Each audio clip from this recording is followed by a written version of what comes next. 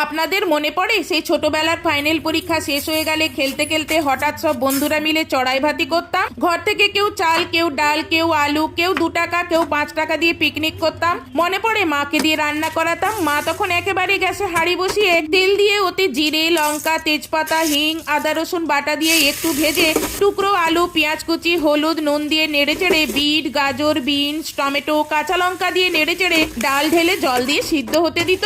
অন্যদিকে মটরশুঁটির খোসা ছাড়িয়ে আর বেগুনগুলো বড় বড় ফালি করে ওতে নুন হলুদ মাখিয়ে নিত। আর এদিকে ডাল সিদ্ধ হয়ে গেলে ওতে চাল ঢেলে সিদ্ধ হতে দিত।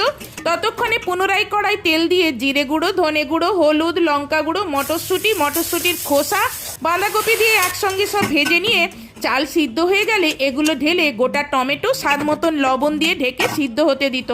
আলু সিদ্ধ হয়ে গেলে ধনেপাতা, গরম মশলা ছড়িয়ে নামিয়ে দিত।